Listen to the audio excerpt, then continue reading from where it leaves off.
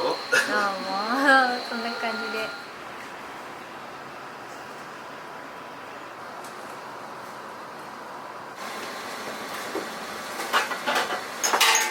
ドイツ製のマシンで生クリームだけの立てるためのマシンですね。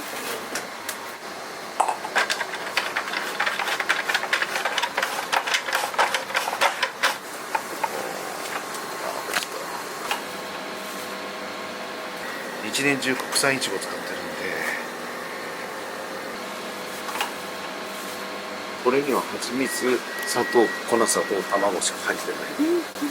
なるべく何にも入れないでっていう余計なものをそれでやりたいなと思って。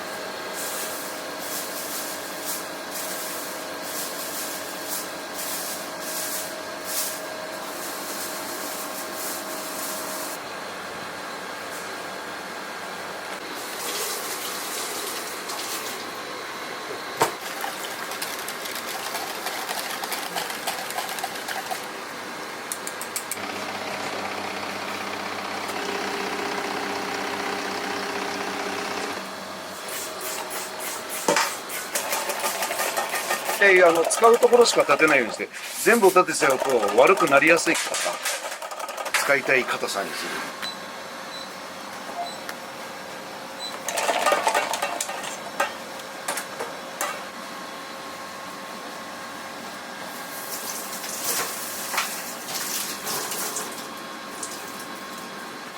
値段が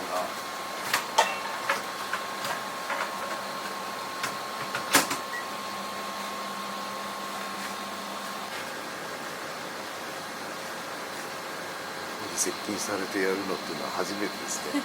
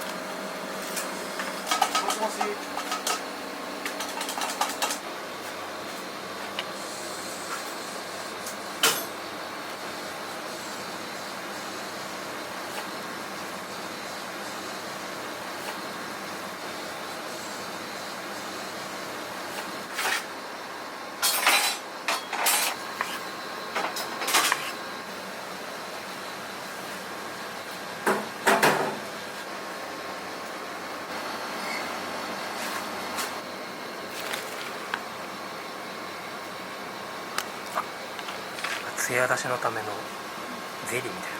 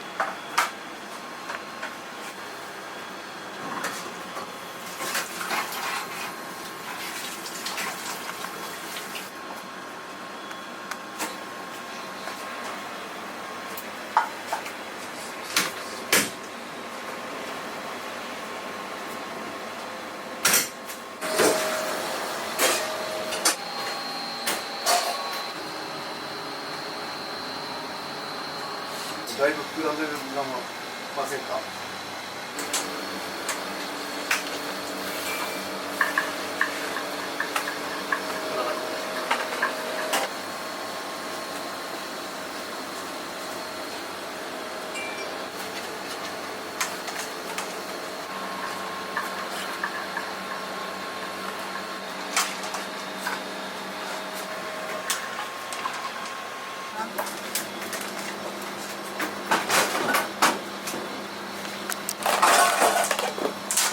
卵あったらさ、次スポンジやる？はい。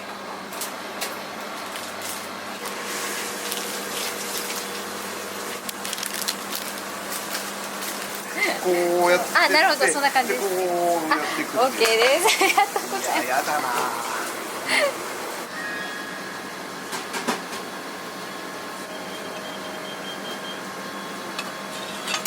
おばあちゃん悪い、透明の板忘れちゃった。お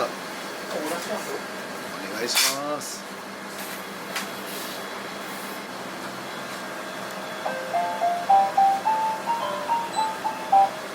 ちょっと平らになりますよね。もうちょい入れないのこれで。側も取るかよ。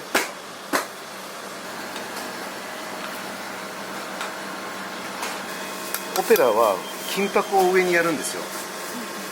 それっていうのはフランスのパリのオペラ座の上に金のモチーフがあるんですよ。それに見立てて金箔をやるっていうので金箔をやる人が多いんですね。で同じようなことをやっててもあれだなと思って、うちはだからこういうふうにこうなんかちょっと違うようにやったらいいかなっていう。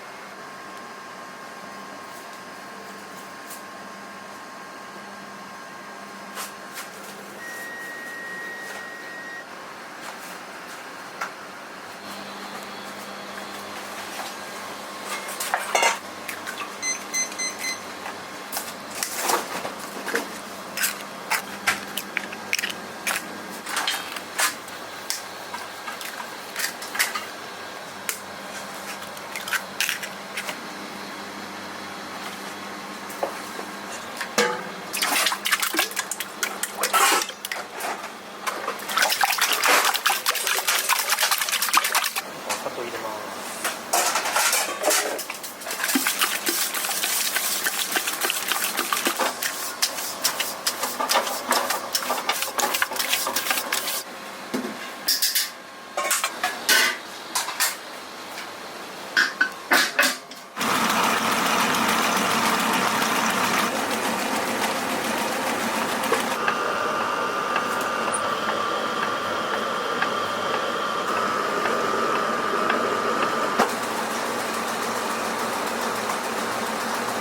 こうやって入れることによって粉だとドバーッと入っちゃう時があるんですよ。滑っちゃうから。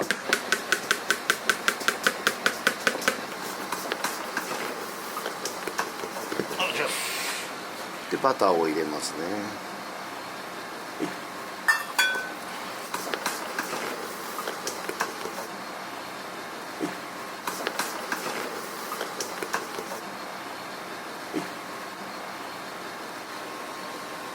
いいよ。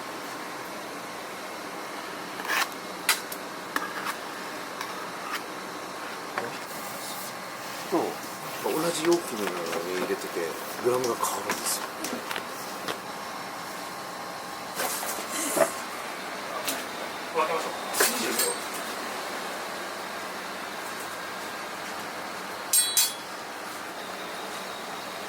お願いします。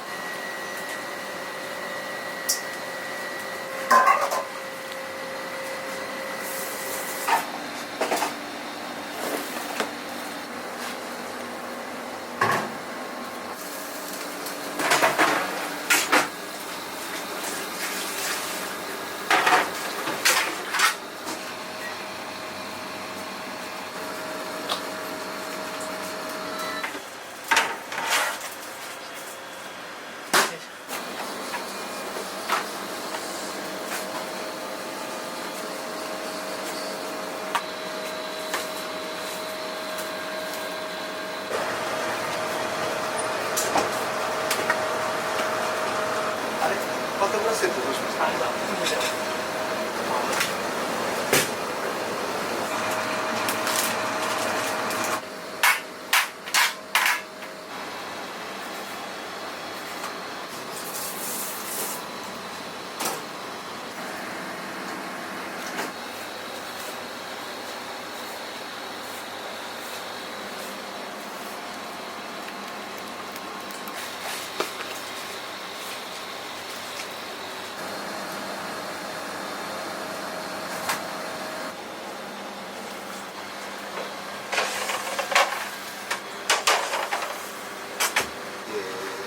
まあでも有名だよね。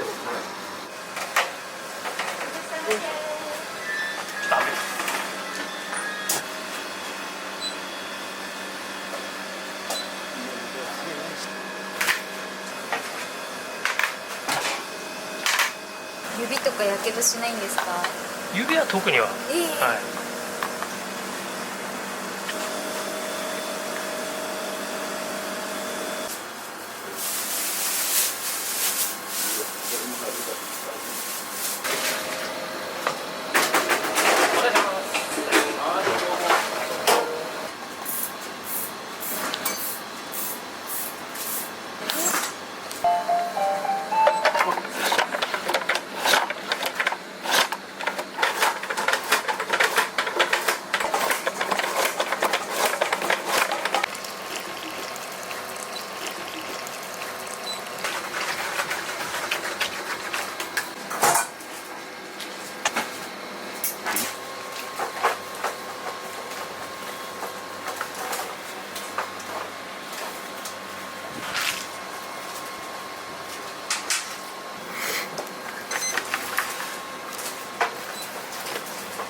びっちしこれをラップやるんですよ。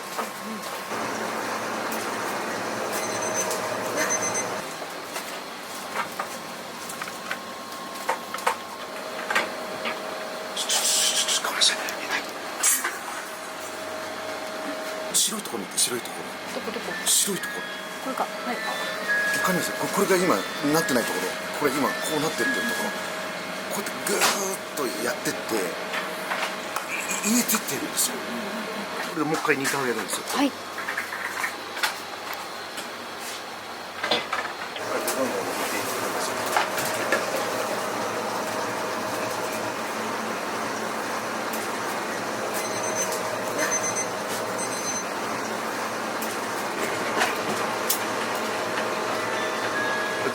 今食べさせてあげたいんですけど、食べてもやっぱりまだ苦味が残ってたりとか、あんま今美味しくないと思うんで。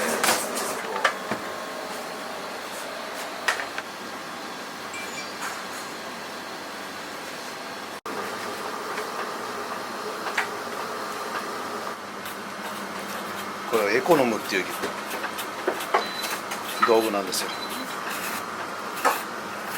エコノムでやるとかってもう手が切れないし、刃の入れ方によってもでこうだとダメだしみたいなのがあるから、この角度があるんで、そうしないとスムーズに入んないんですよ。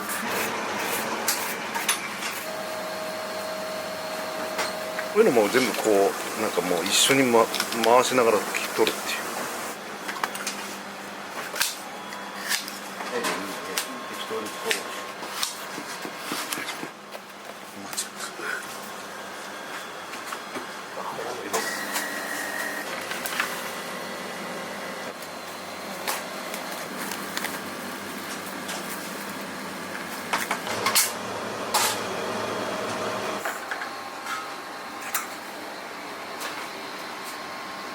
じでしょ。シンプルな。ゆっくりでいいよ、ガタンってやらない。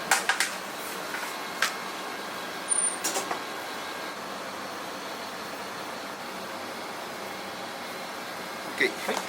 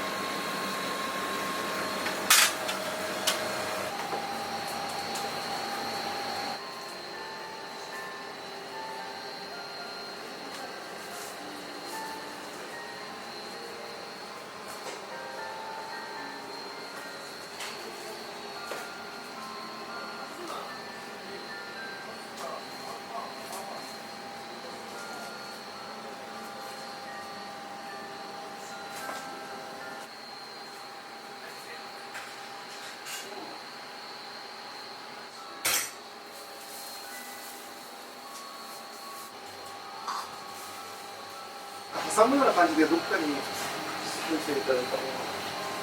どっか。すみません、お待たせしました。気をつけてください。はい、お待たせしました。ありがとうございます。どうぞ。ああ、もうそんな感じで。はい、なんで、はい、いい感じです。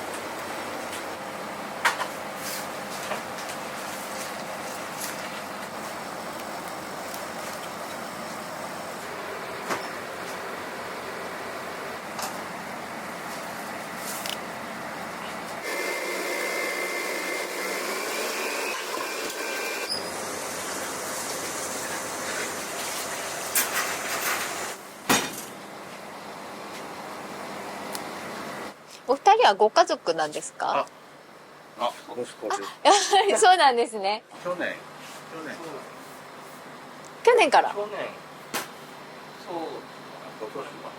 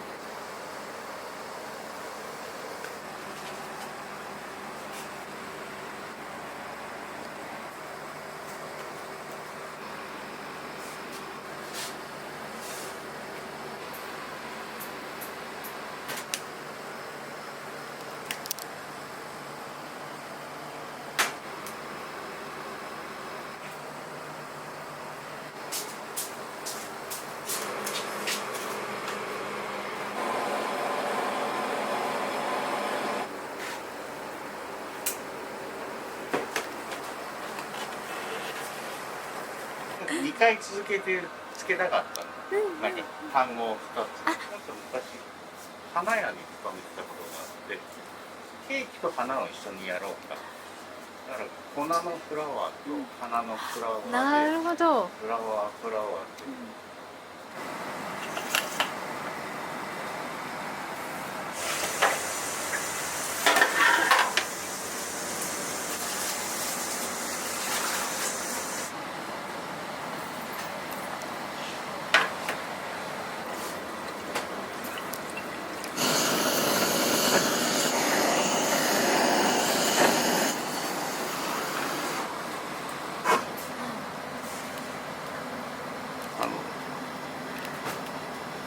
なんかアプリコットのツヤ出しのゼリーみたいな。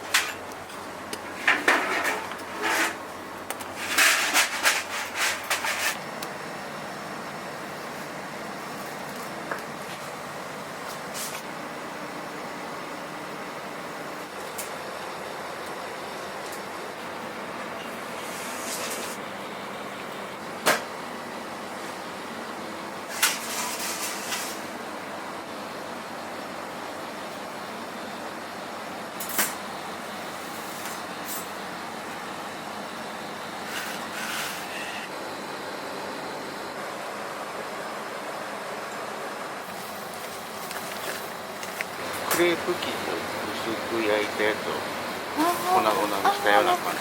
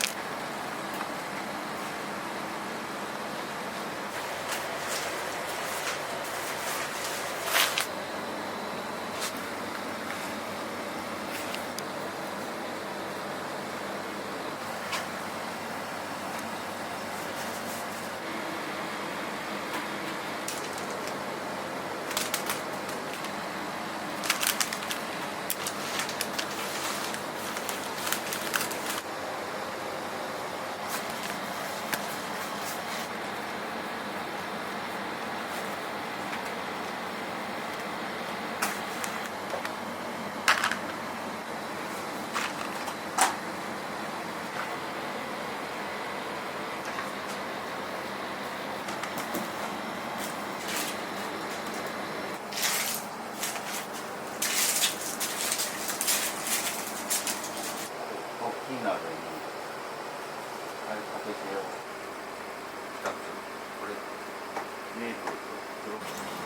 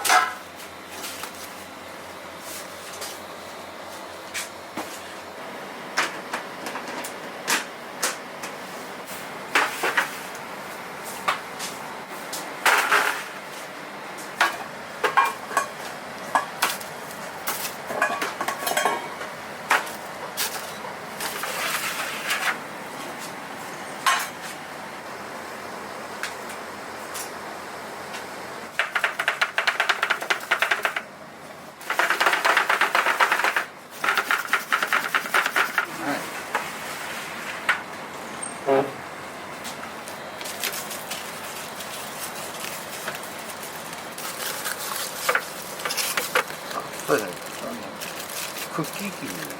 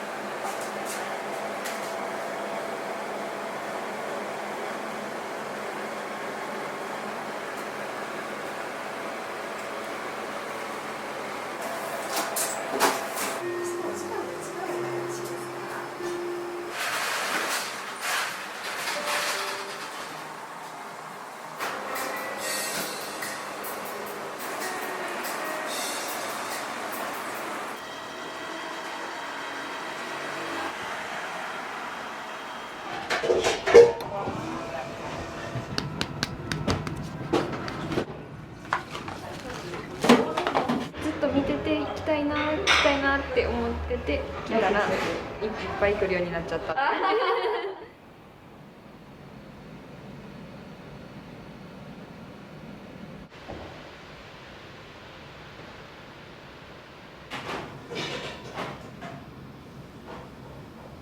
おはようございます。おはようございます。よろしくお願いします。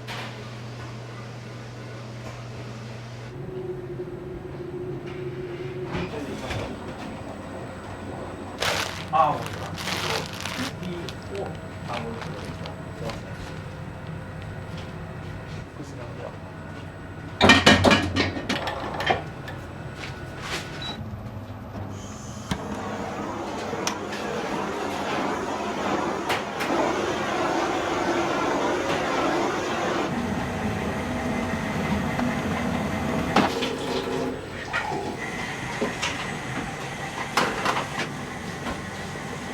タルトの土台ってブリゼ生地っていう砂糖が入ってない生地使ったりして、その感謝シュクレ生地っていう砂糖が入ってる土台を使ってます。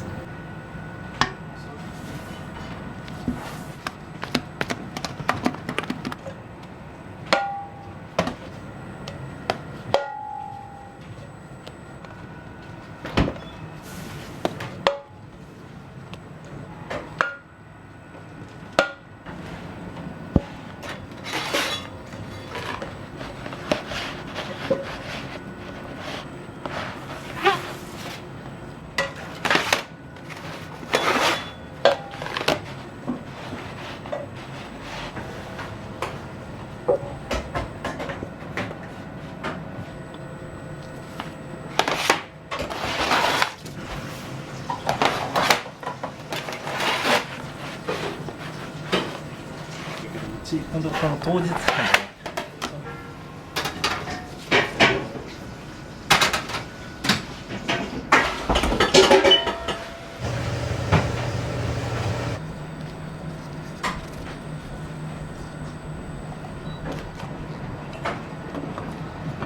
今からロールケーキの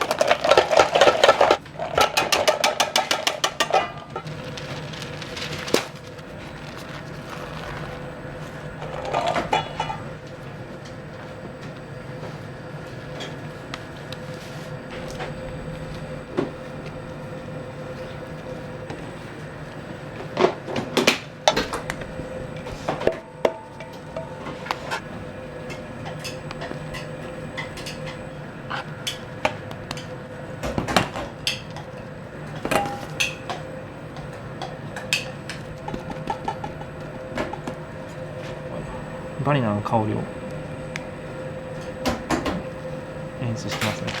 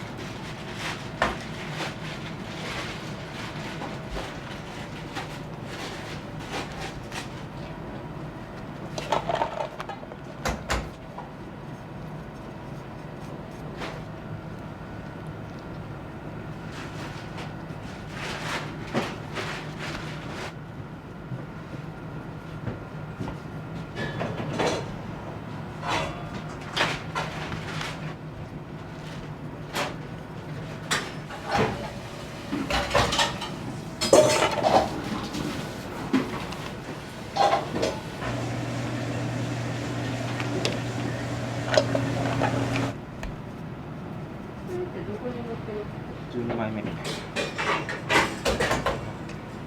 っとこう形を整えてあげる。でちょっと冷やしとく、ね。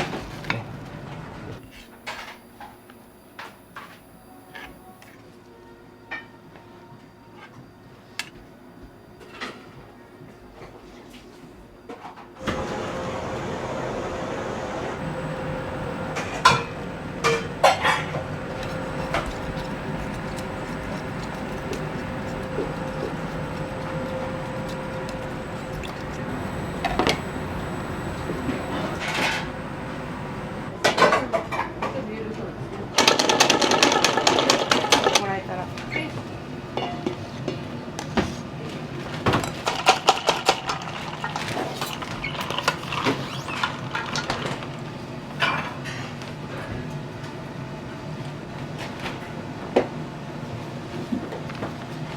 だけでいいんですか。はい。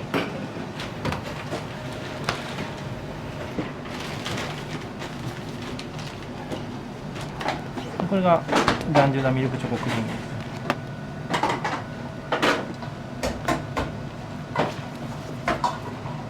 ホワイトチョコにプラリネ入れて粉々に砕いたチョコレートプラリネになります。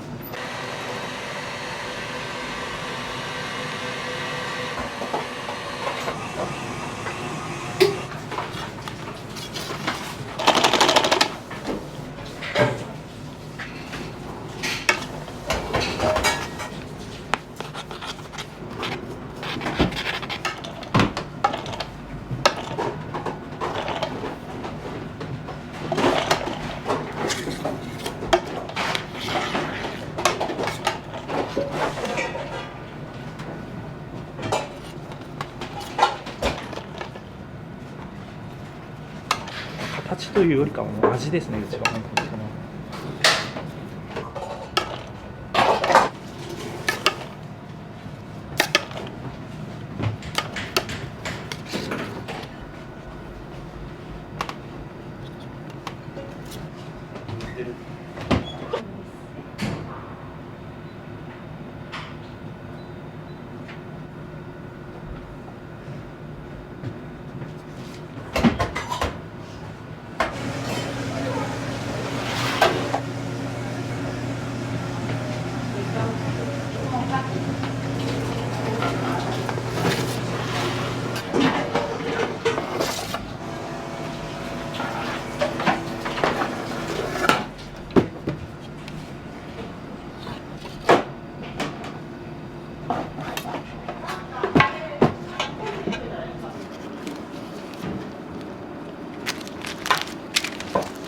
あれちょうだいグラス。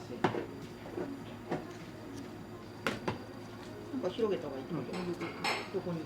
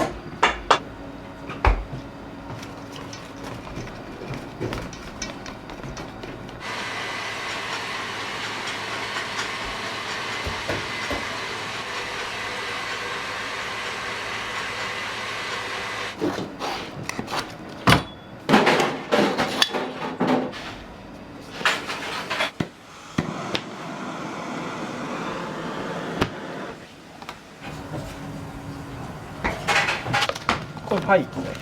ブロンドチョコにも食器があるんですよ。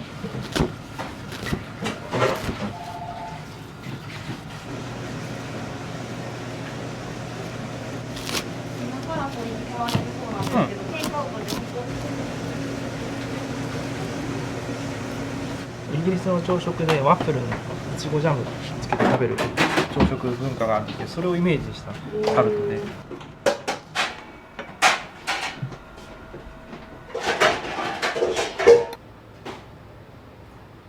このチーズの風味がねまたいいアクセント。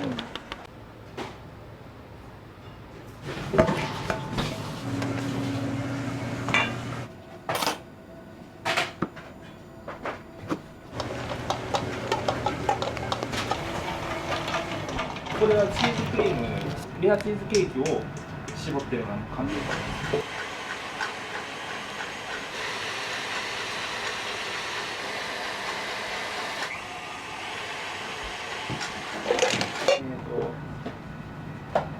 生クリームとレモン汁と柚子の果汁。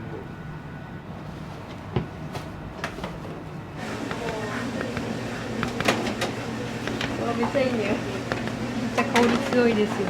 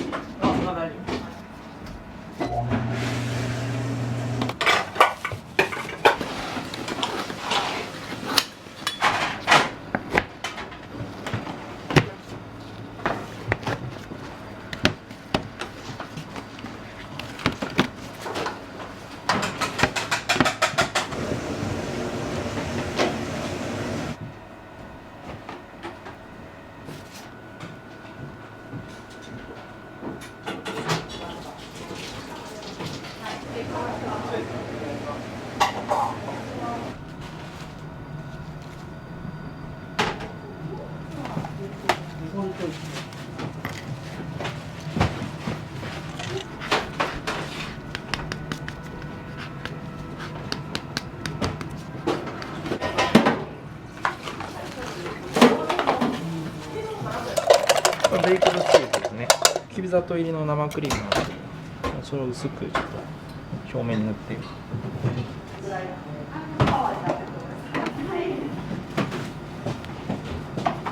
サクサクするクランブルをいっぱい乗っけていきます。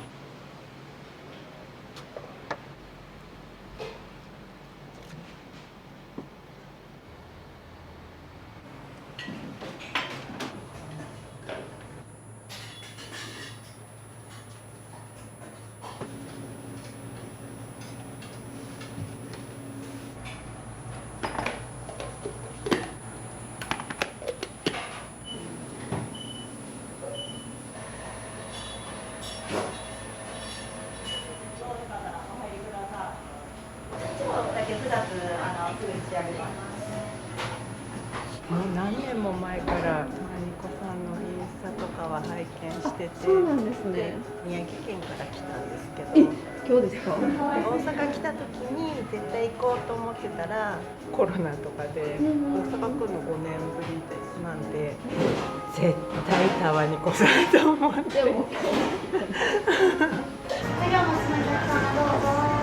よくいろんな種類出されてるんで、どれ食べてもその季節の味が味わえていいんじゃないかなと思います。今日は何買われたんですか？今日はいちごのロールケーキ買いました。今から帰ってゆっくりそんな出てないですよね。昨日も1個だけ出ました。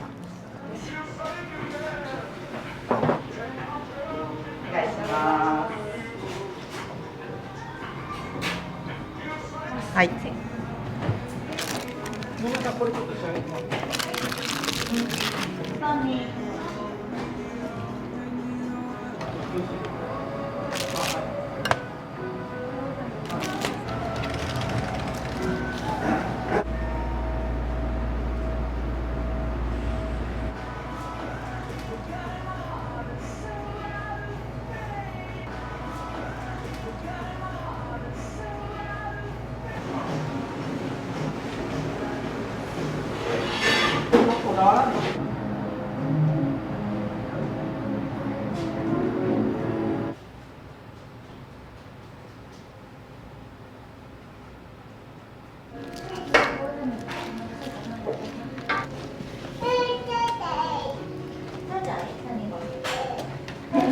ありがとうございます。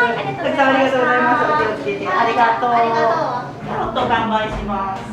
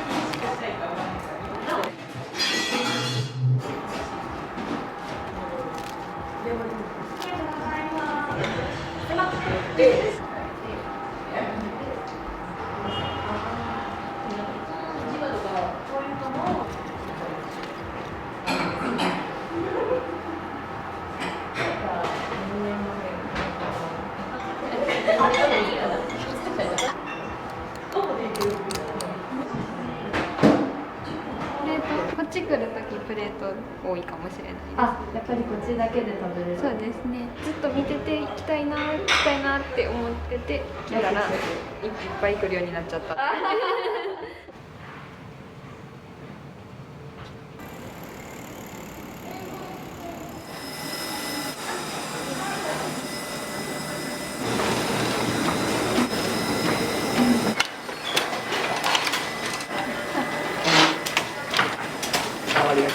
砂糖と小麦と水しか使ってなくて、代々300年使い続けられてるお菓子です。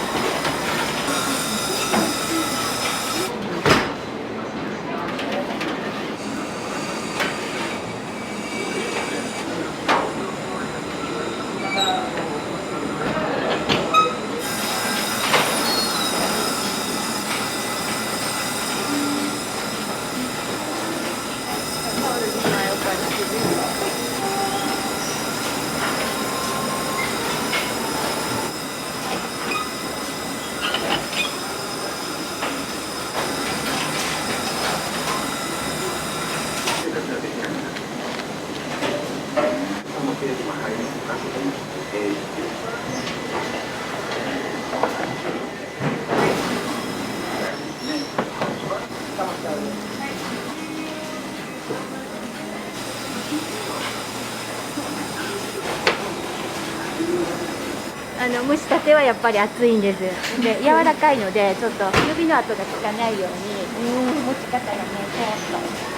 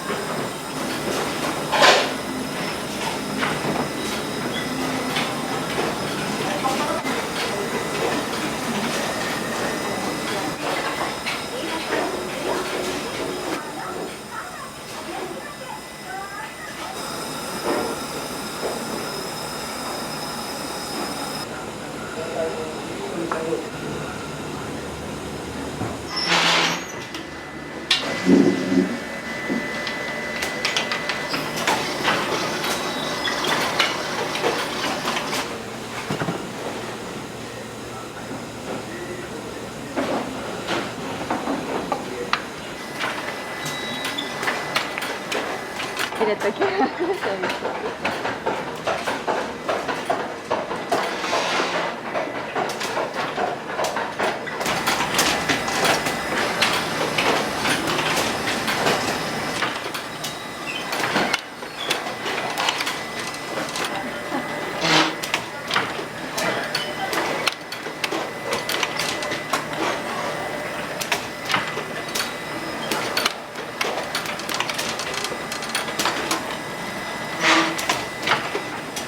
周りが来たな。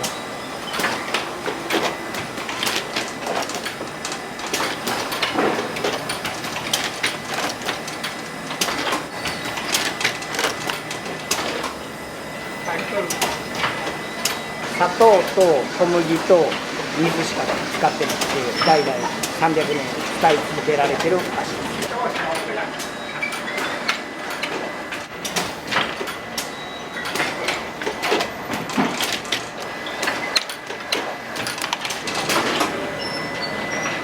製法とか配合に関してもやっぱり変えるつもりは全くなくて、その理由としては材料自体はもちろん昔に比べたら良くはなってるんだけど、自分、和菓子職人としても一番完璧に出来上がった和菓子やと思ってるから変える必要がないと思ってます。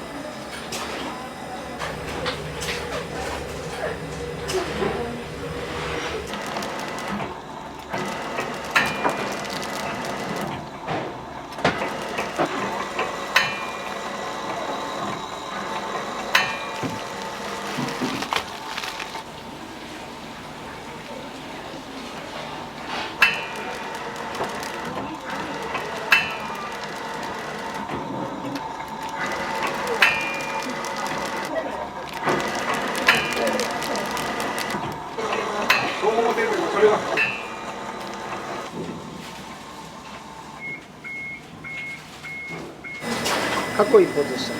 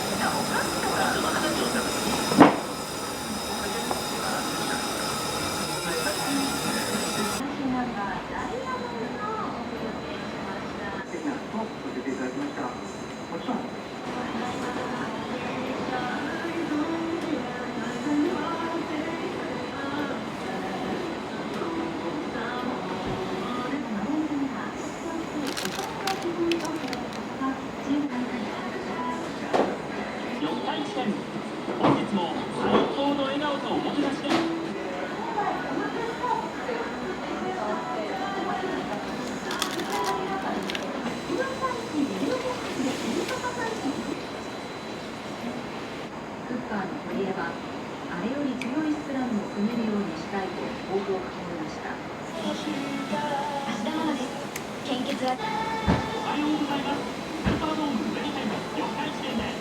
投稿もお待ちしています。ハッシュタグともにハッシュタグで予定のお付けでポストしてください。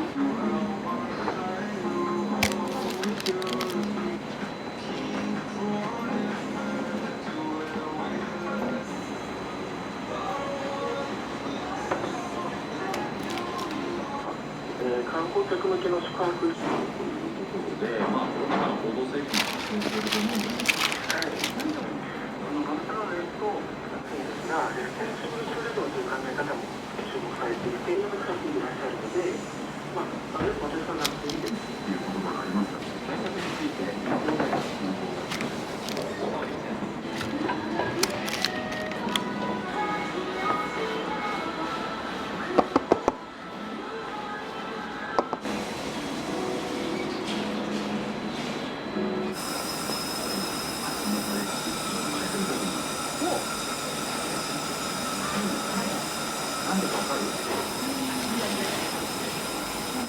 のような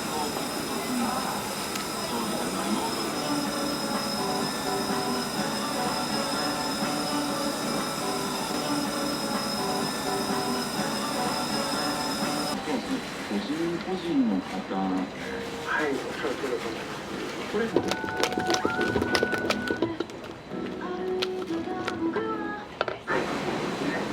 これはね、普通のきな粉よりも切ってあるからより香ばしい香りが強いです。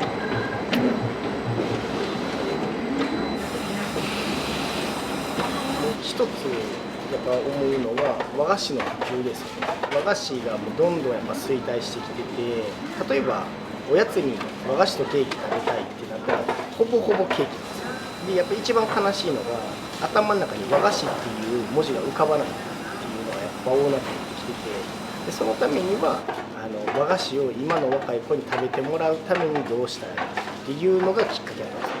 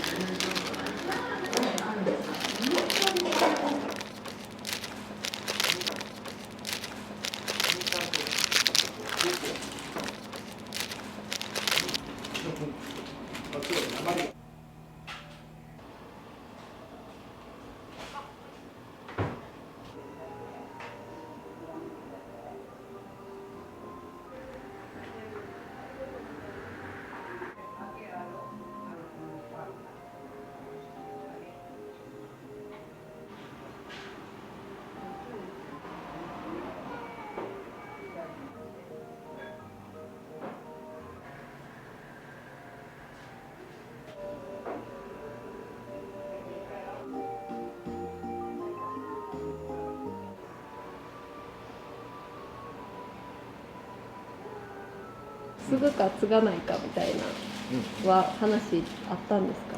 自分は明確に覚えてて、小学校4年生の12月24日クリスマスの日にうちの父親が当時バターケーキをやってて、クリスマスの時だけで、それで、夜の8時ぐらいだったかな、工場に向かってく父親の背中見た時にめっちゃかっこええなって思って、あと継ごうって決めました。自分はすごい、これはめっちゃ明確に覚えてます。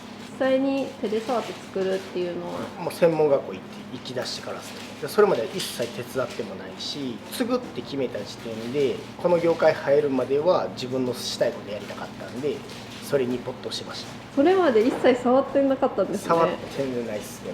で手伝いとも言われてないし、本音を言えば継いでほしい長男に。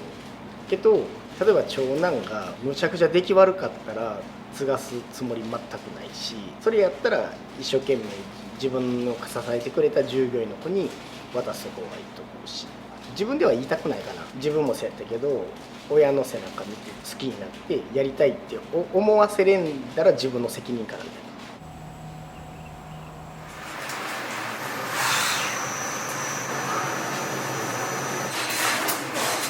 3種類あるから。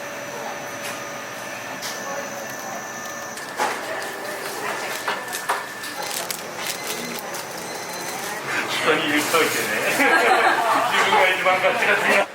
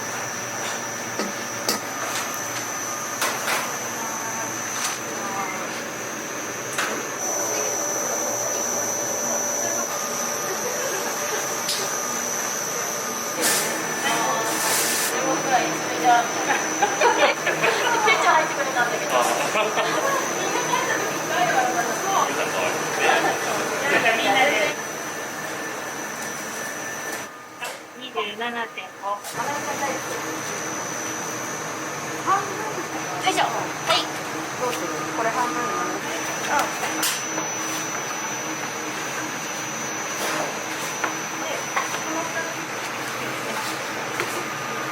どうここで。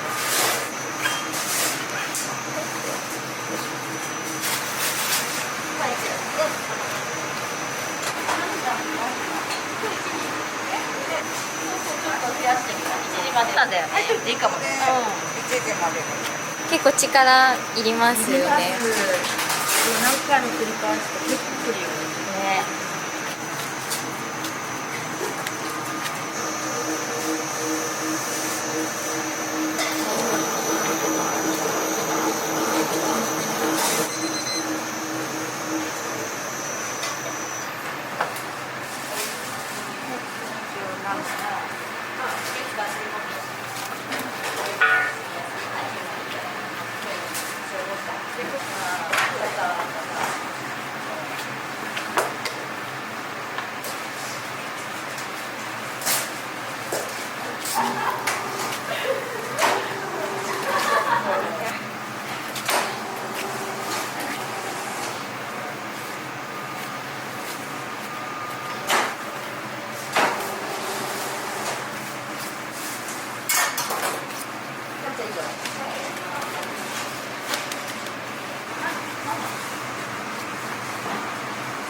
人に言っといてね。自分が一番ガチガチになってる。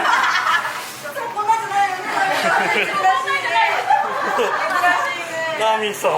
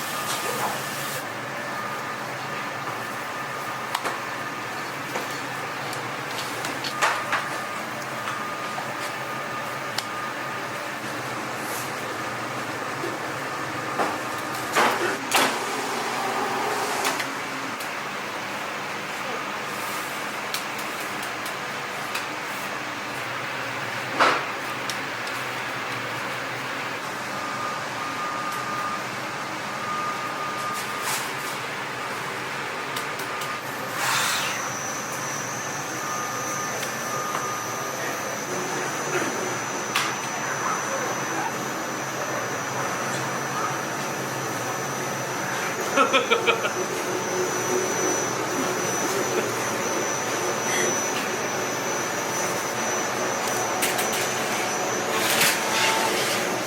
れで今発酵させてる。そうですね。加湿と一緒にこう温度上げていってこうさせる感じですね。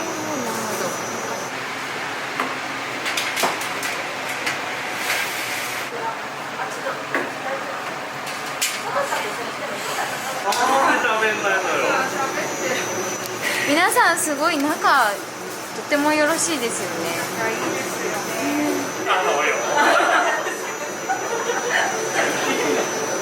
午前中午後は発酵が終わり次第もうずーっとこねて発酵させて揚げて出すっていうのをずーっと繰り返して回してます。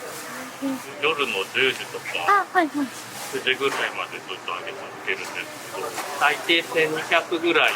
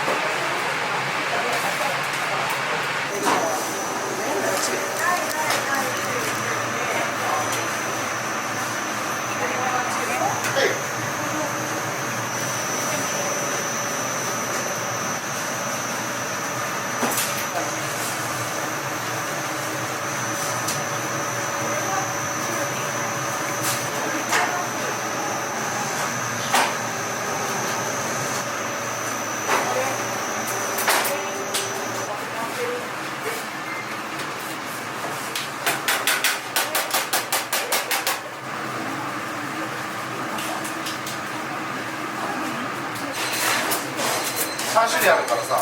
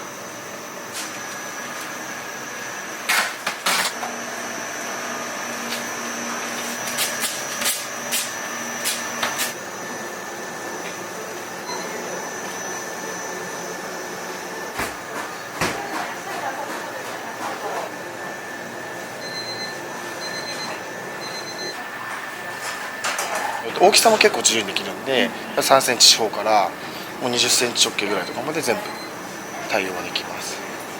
個人の方でもこういうの作ってくださいって言われたら作る。そうですね、多いですね。子供の誕生日に子供が電車が好きだから電車のチョコレート作れるとか、大丈夫ですよみたいな、それ結構作る。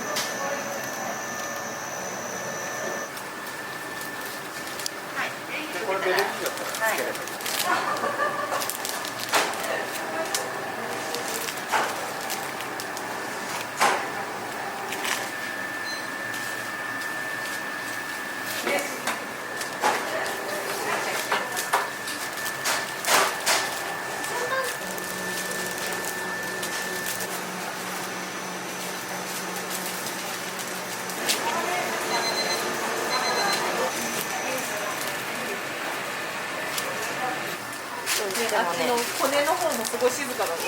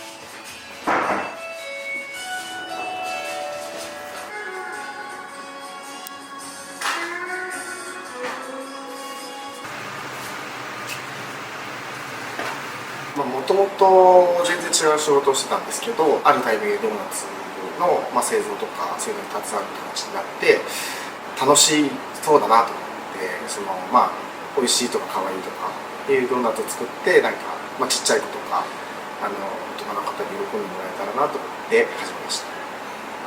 ドーナツみんな手作りしてるのでみんなが楽しく手伝って前向きにやってくれないと成り立たないので、そこは雰囲気作りは気をつけて、いやいやじゃなくて楽しくてみんな美味しいドーナツ作ろうっていう気持ちを込めて作ってもらうような、職場作りは心がけています。ドーナツの一応キャンパスと見て、それで可愛い季節の、クリスマスとかバレンタインデーとか、子供の日だったら鯉のぼりのチョコレートプレートつけて5月5日だけに出すとか、そういうの他にない可愛くて美味しいやつを作っていきたいと思ってます。母の日だけとか父の日だけとかそういうのはやってます。そういうのってインスタとか見れば載ってたりする？見れます。はい、インスタで載っかってるので、今日だけ販売ですみたいなのをやってます、季節ごとにいろいろなオリジナルドーナツ作ってますので、ぜひ遊びに来てください。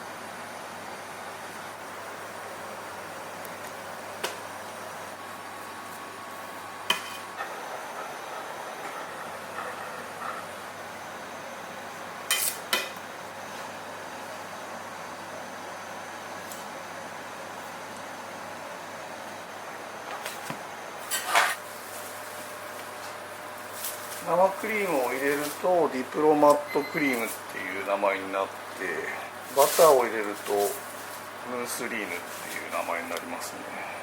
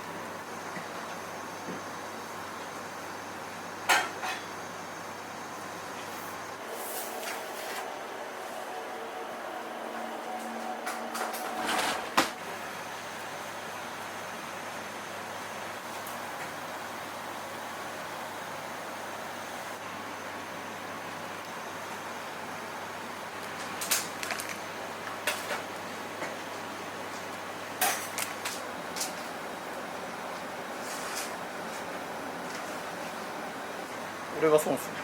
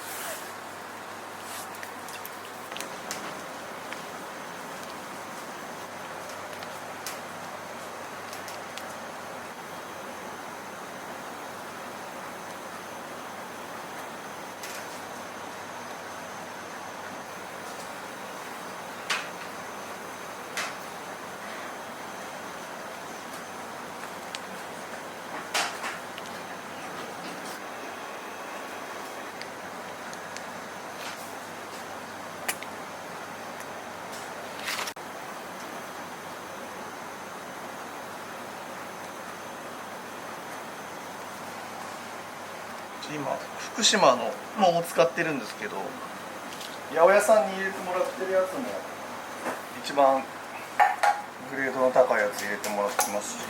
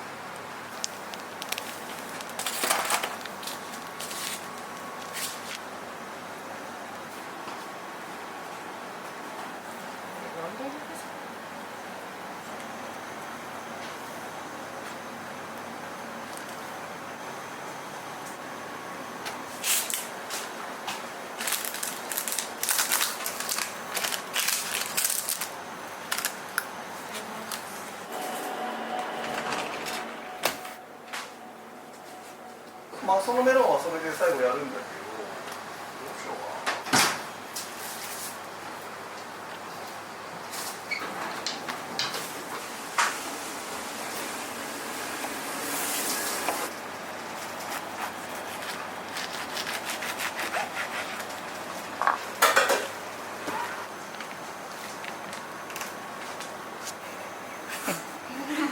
秘密。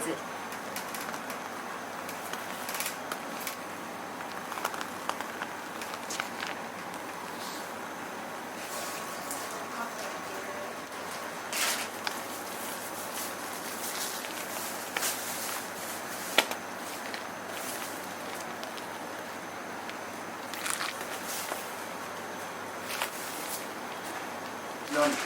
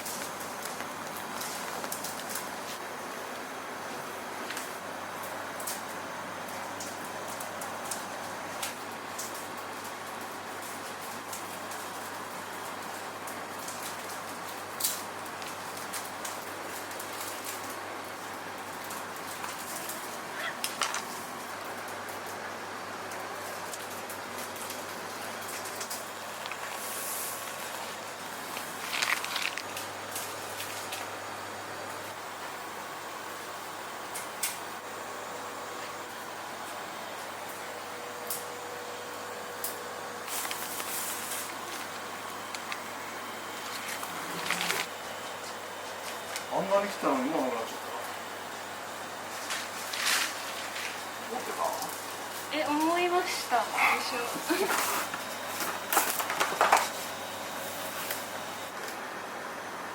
ごい。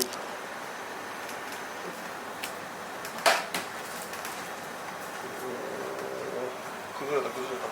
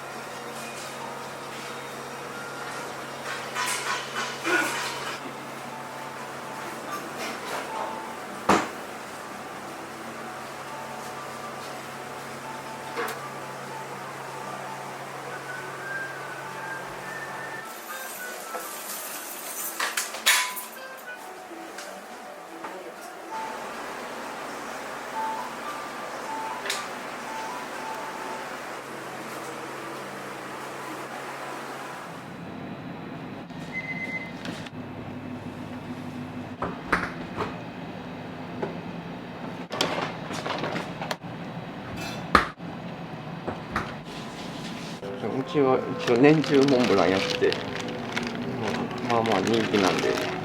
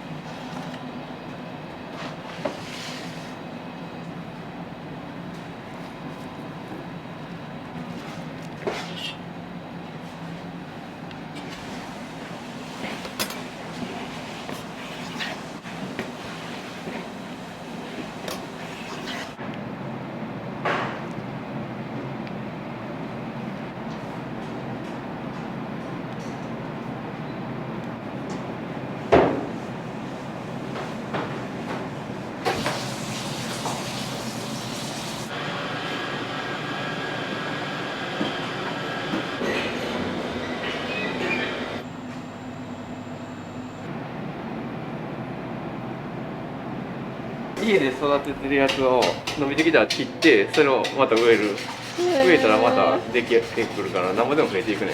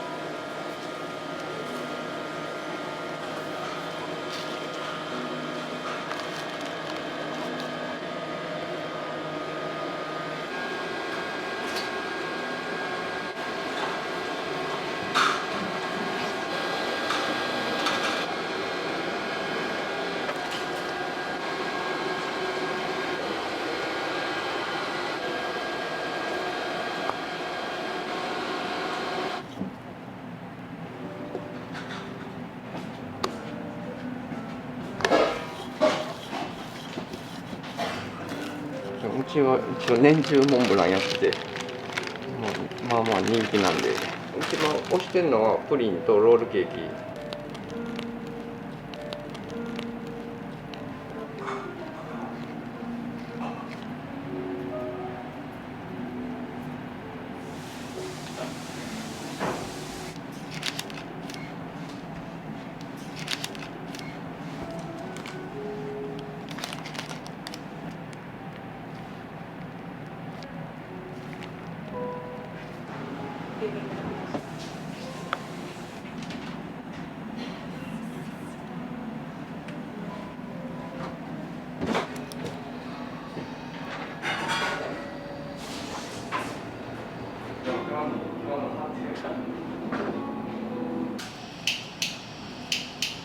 休みの日とかで何されてるんですか？休みの日はね、よく和歌山の農家さんのところに行ったり、桃農家とか、冬になったら柿農家さんとか行って、夏は長野県のいちご農家さんと提携して使ったり、たまたま桃といちごを一緒にやってる農家さんと出会えて、その人とやってるから、ほぼほぼ和歌山行ってるんです。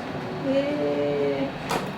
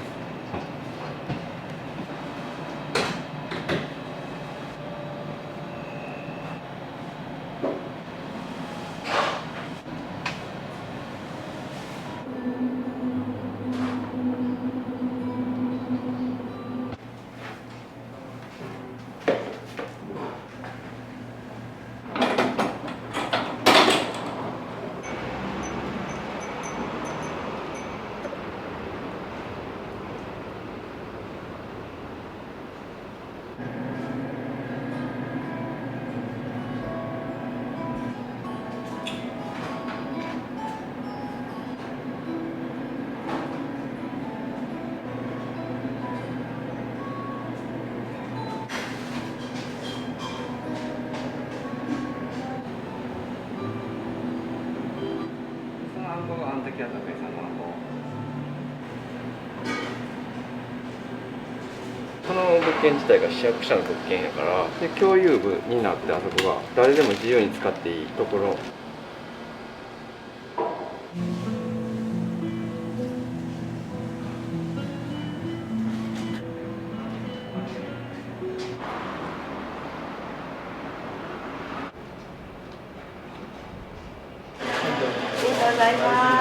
よく買いに来られるんですか？月1回高橋の方に来ますので、季節のね果物をケーキにしたりしてますから、今日はそれがイチジクです。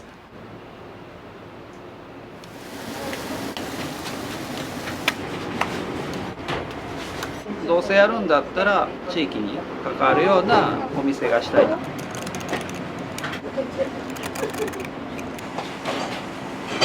私も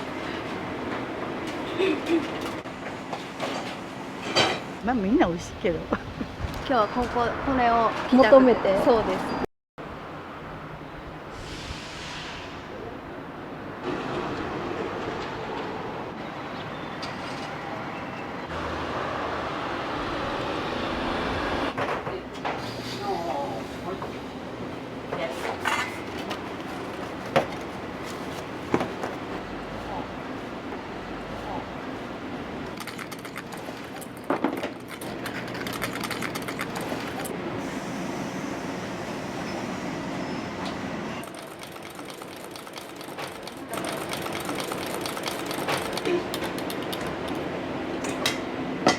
一回温めて茶葉の粉っぽさをなくしてからマスカルポーネチーズと合わせるようにしてます。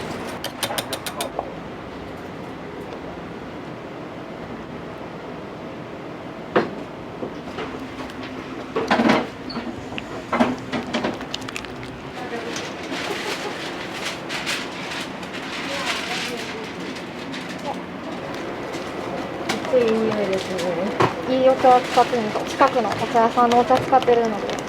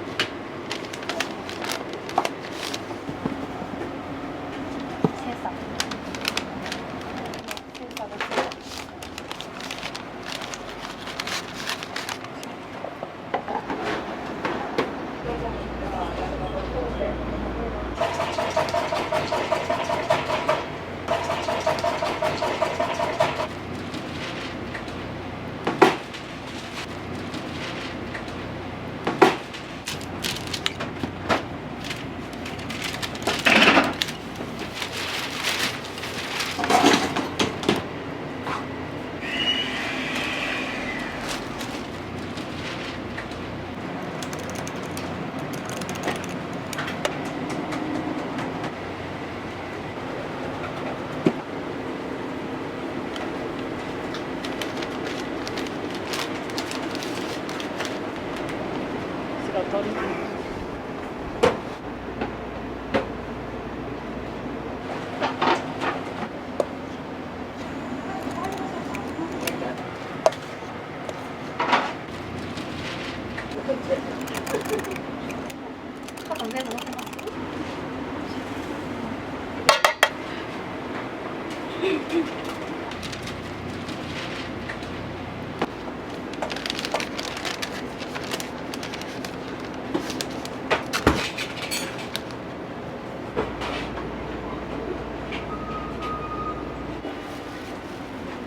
お芋のペーストとお砂糖を今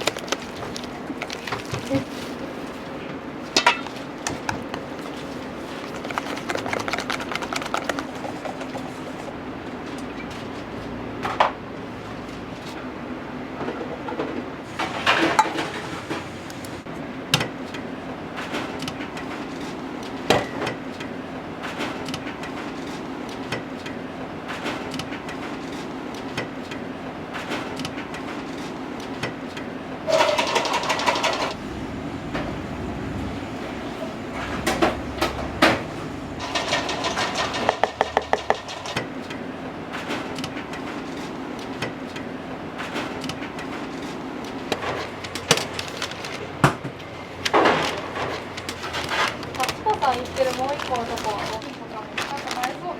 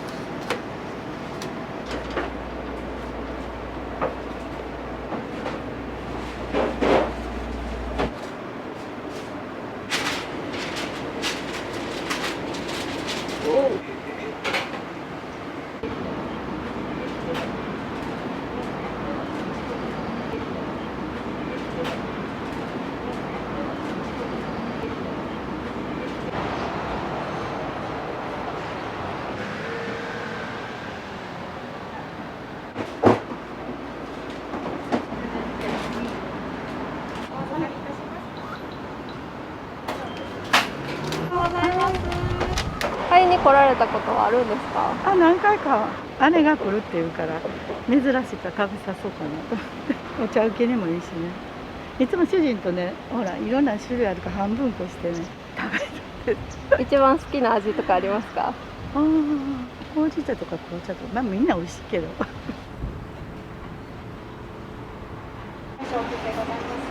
他は全部あんこが入ってます。で、生クリームあんこ。はい、にします。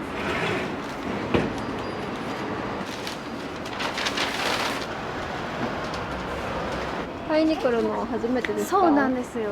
今日はこれを求めて。そうです。めっちゃ可愛い。美味しそう、ほんで。もちもちで。なあ、もちもち。楽しみ。すごいいい匂いやし。僕は本業でデザイン事務所をしてるので、地元のデザインとかを結構してるんで、どうせやるんだったら地域に関わるようなお店がしたいな。どら焼きって言ったら、99% ぐらいみんな、赤ん坊以外は知ってるみたいなね。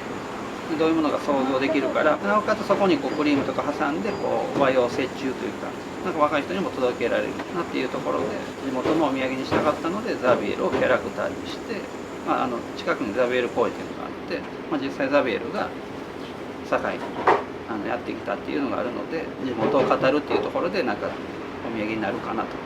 ありがとうございます。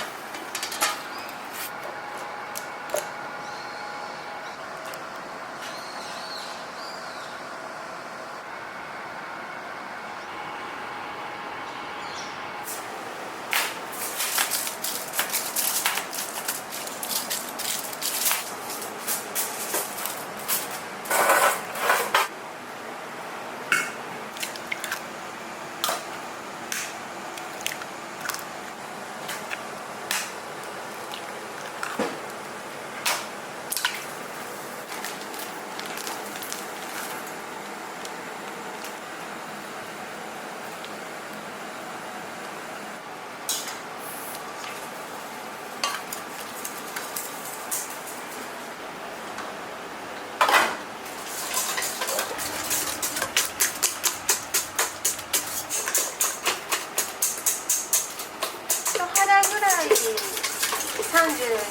度、3度、4度。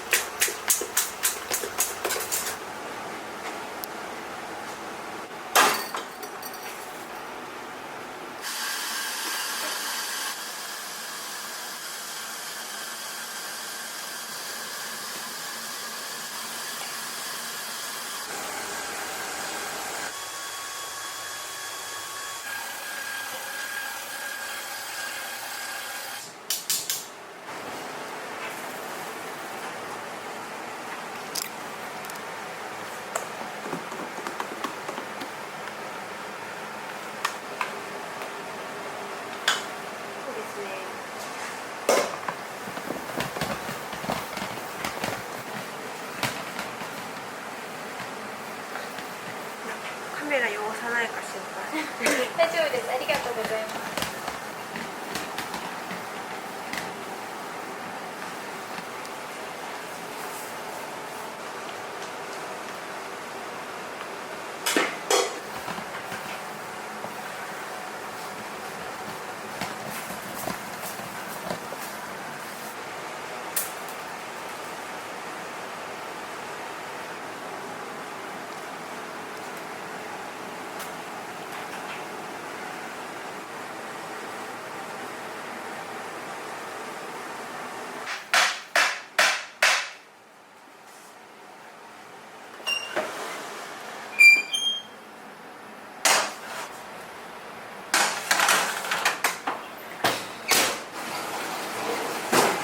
お休みの日とかってどうされてるんですか？お休みの日はもう体のメンテナンスでも終わっちゃいます。整体してとにかくバキバキの体を少しでも元に戻すのに半日以上唯一続けられたのがヨガだったんで、ジムもあれだったし、マラソンもウォーキングも一切続かなかったんですけど、週に1回しか行けないけど、ヨガだけはずっと続いてるんで。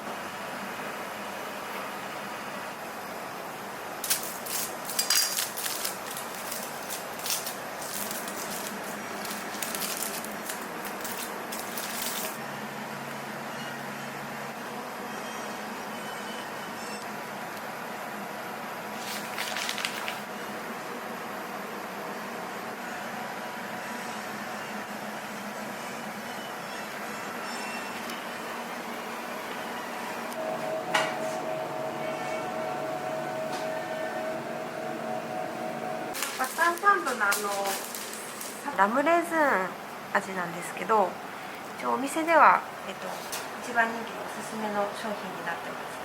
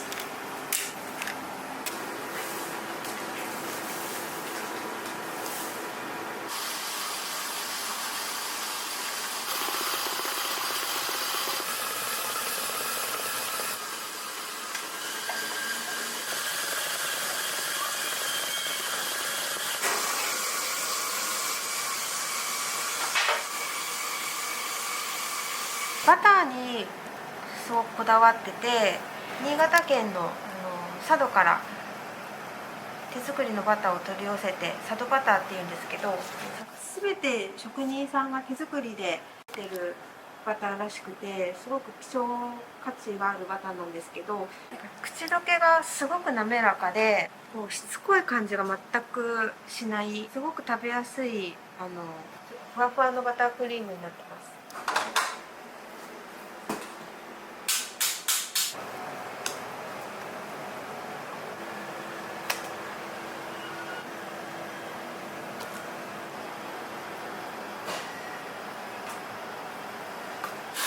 すごいラムレーズンの香りが。そうですね。結構ラムをたっぷりラム酒結構たっぷり使用してるので。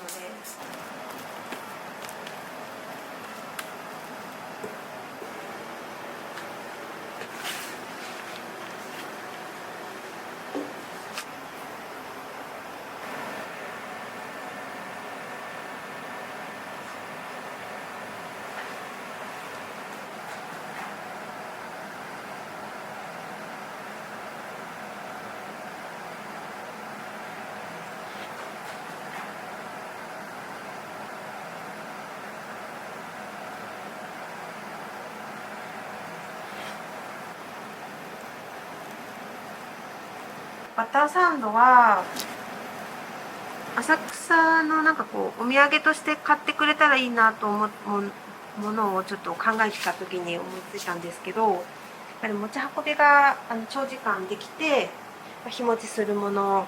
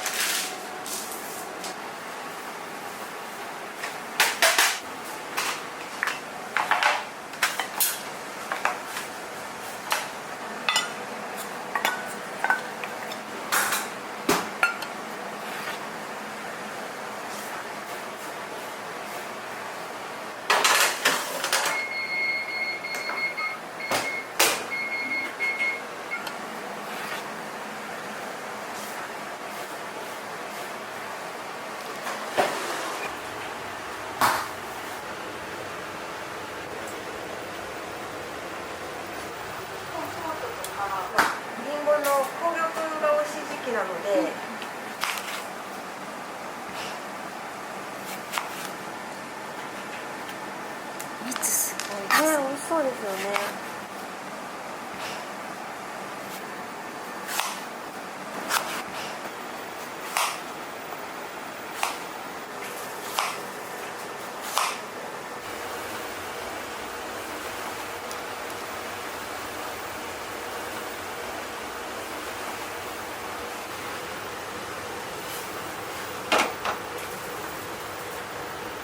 家がこのお店やってたんで、ちょっとバイトを出たんですけど、ケーキ作るから結構楽しくて。菓子作りもともと好きだったんですか？いや、全然やったことなかった。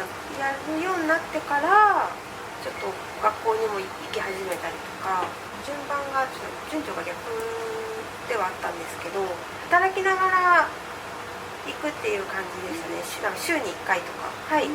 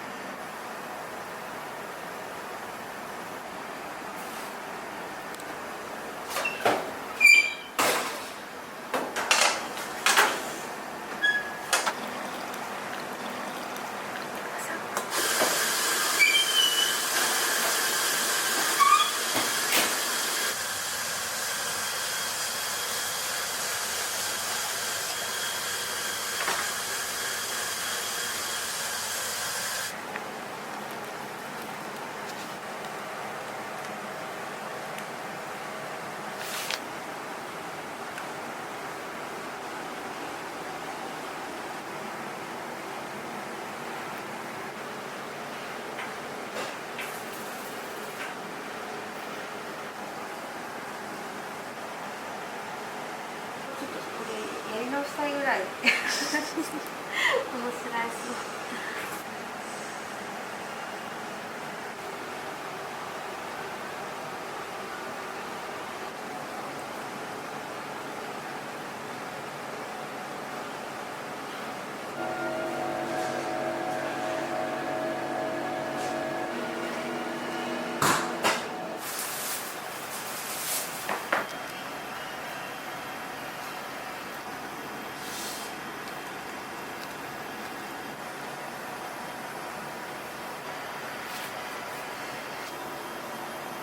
季節によって変わるんですか？そうですね。特に割と好き。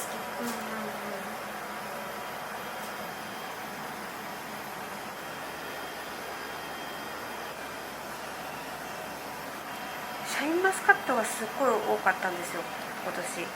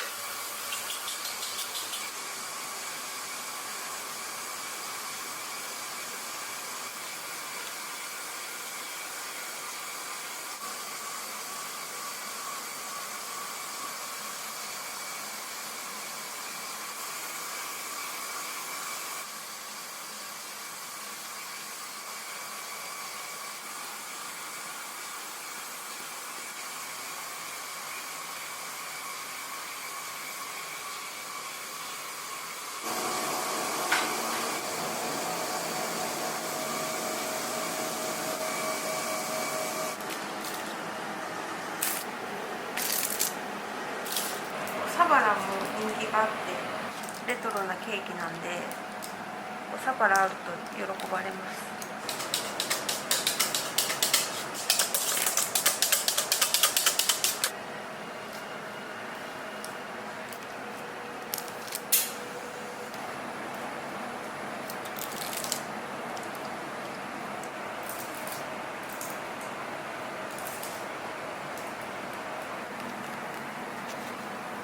数年前に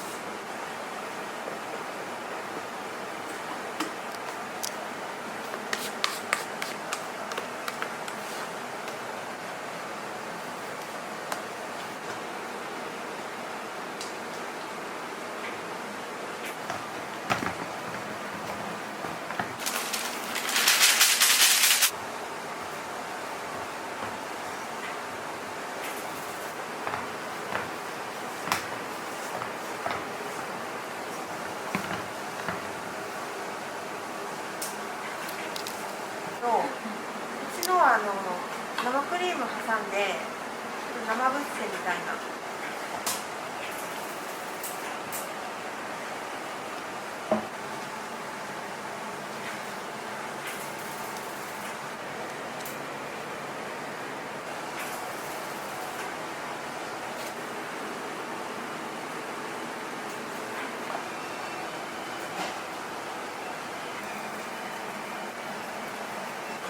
入れちゃいます。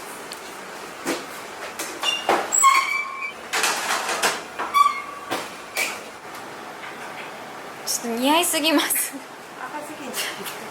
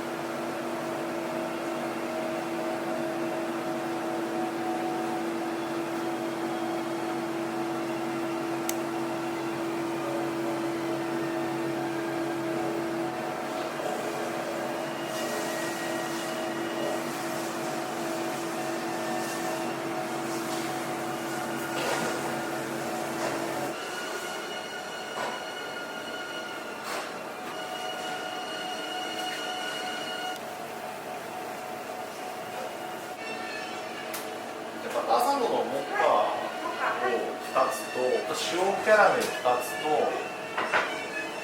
あとマロンもらっていいですか？マロン2個あとベイクドチーズケーキを、2つお願いします。